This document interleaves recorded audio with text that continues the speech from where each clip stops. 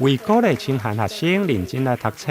借由教育来反转厝内的困境。台南市议员蔡小伟每学康黄金慈善爱心协会办理东区弱势学童的奖助学金计划，今年已经进入第3档，第5学期的发放，包括东区4间国中、9间国小以及中西区进学国小，总共14间学校受惠。依照我们的学校学生低收跟中低收的学生哈，那在国中跟国小的部分哈，我们另外有2个这个编制啦哈。那在国中的部分呢，我们的奖助学金呢，就是90分以上，因为国中的这个考试成绩大家知道就比较辛苦，也比较困难一点，所以如果他有90分以上呢，我们就是给予1500的一个奖学补助金啦，哈。那如果是85分以上是1000块。那另外呢，每个学校我们另外再给予校替奖3名的部分，也就是说他的成绩虽然没有很优异，但是他在品性的表现或在班级上的配合度都愿意来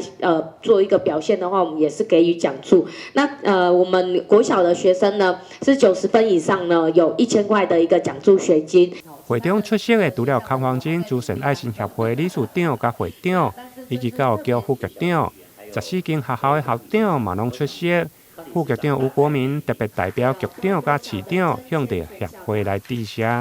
我想在去年总共在这个地方有发放了136位孩子，大概14万6千多。那我们也希望学校能够赶快把这个讯息来告诉有需要帮助的孩子。那另外校替奖的部分跟刚才小薇议员介绍，并不限于成绩，可能有些孩子成绩并不是那么理想，但是他已经达到我们予以给他一个表扬的一个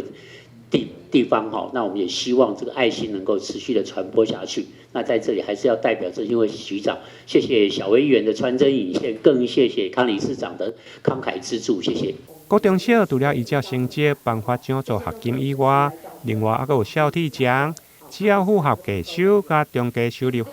弱势助学的标准，无分成绩，每校上侪会提供3个名额，由着学校来推荐办理。台南新闻林根采访报道。